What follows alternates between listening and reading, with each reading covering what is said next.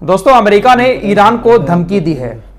America ने Iran से कहा है कि आप लगातार इजराइल को जो धमकियां दे रहे हैं कि हम इजराइल के ऊपर हमला करेंगे, इजराइल को मजा चखाएंगे, इजराइल से बदला लेंगे।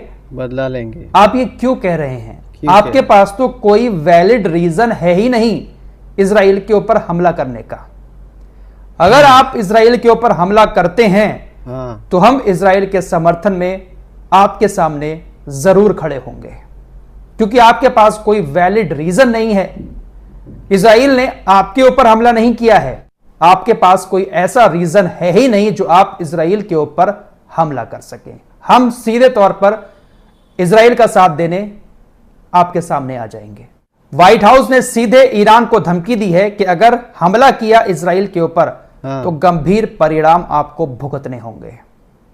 फिलहाल अभी तक ईरान शायद इसीलिए खामोश है क्योंकि ईरान को भी लगता है कि उसके पास कोई पुख्ता सबूत नहीं है इजराइल पर हमला करने के लिए, और अगर ईरान हमला कर देता है तो ये सारे देश ईरान के खिलाफ हो सकते हैं। फिलहाल सऊदी अरब का कहना है कि हमास नेता की हत्या ईरान की संप्रभुता का घोर उल्लंघन है। वहीं सऊदी अरब ने इजराइल से यह वादा भी कर लिया है कि अगर इजराइल के ऊपर ईरान हमला करेगा, हमारे एरिया से कोई मिसाइल या रॉकेट जाएंगे तो हम उसको इंटरसेप्ट जरूर करेंगे। हम अपने एरिया से किसी भी देश के रॉकेट को या मिसाइल को नहीं गुजरने देंगे। बड़ी खबर लाल सागर से आ रही है। हुतीज भी लगातार अपने ऑपरेशन को अंजाम दिए जा रहे हैं। जो भी जहाज अमेरिका, इजराइल से या ब्रिटेन से जुड़ा लाल सागर से गुजरता है, हुतीज उस पर निशाना जरूर लगाते हैं। यूकेएमटीओ ने जानकारी दी है कि जहाज ने हुती विद्रोहियों के कई हमलों को नाकाम किया। लाल सागर में एक वाणिज्य जहाज के यमन से गुजरते समय लगातार हमले की सूचना मिली। कई छोटी नावें जहाज के पास आईं और उस पर आरपीजी फायरिंग की, जिसमें करीब से विस्फोट हो गया। जहाज के पास कम से कम 2 मिसाइलें भी फटी। तभी एक मानव रहित नाव बम को उसकी ओर आते देखा गया, जिस पर सुरक्षा दल ने गोलीबारी की, जिससे जहाज से टकराने से पहले ही विस्फोट हो गया। फिलहाल किसी नुकसान या हताहत की कोई रिपोर्ट नहीं है। हुतीज ने बहुत सारी ऐसी मानव रहित नाव बना ली हैं जो बिना ही पायलट के चलती हैं, जिसमें बॉम्ब फिट होते हैं। ऐसी ही एक नाव, पहले कुछ छोटी छोटी नाव आई जिस पर हुती सवार थे, गोलीबारी की। उसके बाद एक नाव ऐसी भेजी जहाज की तरफ जो जहाज से टकराने के बाद फट जाती। लेकिन जहाज पर जो सुरक्षा कर्मी मौजूद थे, उन्होंने उस नाव पर गोलीबारी करके उस नाव को पहले ही नष्ट कर दिया। तो हुतीज लगातार जहाजों को अभी भी लाल सागर में निशाना बना रहे हैं। खबर सीरिया से आ रही है। सीरिया के अंदर ईरान के समर्थन वाला जो मिलिशिया है, उसके बीच और कुर्द संगठन के बीच लड़ाई हुई, जिसमें सीरिया के 11 आम नागरिक मारे गए। इजराइल ब्रॉडकास्टिंग कॉरपोरेशन का कहना है कि इजराइल का अनुमान है कि तेल अवीव में जनरल स्टाफ और सुरक्षा मंत्रालय का मुख्यालय ईरान और हिजबुल्लाह के लिए संभावित टारगेट है।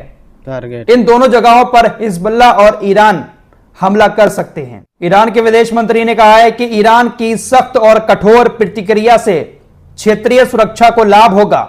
ज़ायोनी हमारे खिलाफ पूर्ण पैमाने पर युद्ध शुरू करने की स्थिति में नहीं है। तो ईरान इजराइल को लेकर कह रहा है कि इजराइल हमसे युद्ध लड़ने की स्थिति में नहीं है। वही अमेरिका और इजराइल की मीडिया कह रही है कि ईरान अभी युद्ध करने की हालत में नहीं है। क्या चल रहा है समझ नहीं आ रहा है। उधर रशिया ने ईरान को बड़ी बड़ी मिसाइलें और बड़े बड़े एयर डिफेंस सिस्टम भेजना शुरू कर दिए हैं। S-400 ये वो मिसाइल रोधी डिफेंस सिस्टम है जो दुनिया का सबसे एडवांस सिस्टम माना जाता है, और ये रूस के पास है।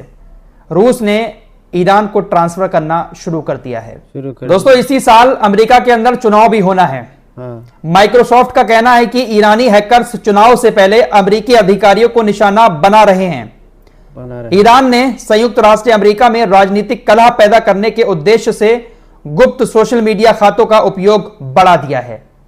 ईरान के हैकर्स अमेरिका के नेताओं के अकाउंट्स को हैक कर रहे हैं और कुछ ना कुछ ऐसी बातें कर रहे हैं जो आपस में ही नेताओं के बीच मतभेद पैदा हो, बुराई पैदा हो। माइक्रोसॉफ्ट ने यह बात कही है कि चुनाव से पहले ईरानी हैकर कुछ इस तरह का कारनामा अमेरिका के अंदर कर रहे हैं। खबर आ रही है कि कतर, मिस्र और अमेरिका ने एक ज्वाइंट स्टेटमेंट जारी करते हुए तुरंत सीज फायर करने का आह्वान किया है। इस ज्वाइंट स्टेटमेंट में इस बात पर जोर दिया गया है कि लगभग अंतिम समझौता तैयार है, केवल मामूली विवरण बाकी है।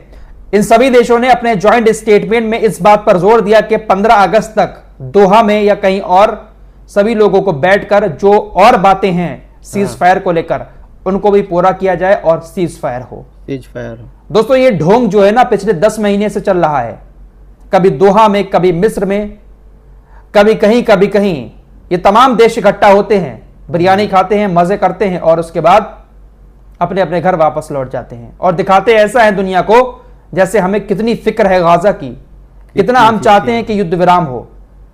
सैकड़ों मीटिंगें अब तक हो चुकी हैं, कभी मिस्र, जॉर्डन, कभी कतर, कभी कहीं, लेकिन कोई भी हल नहीं निकल पाता है। नेतन्याहू किसी की बात मानता ही नहीं है, लेकिन फिर भी ये लोग दुनिया को बेवकूफ बनाने के लिए इकट्ठा होते रहते हैं। दोस्तों इस रिपोर्ट में ही मैं आपको भी बता चुका हूं कि रशिया ने ईरान को बहुत सारी एडवांस मिसाइलें भेजी हैं, साथ ही साथ कुछ डिफेंस सिस्टम भी भेजे हैं और उन नए डिफेंस सिस्टम को ईरान अपने देश में अलग अलग जगहों पर तैनात कर रहा है।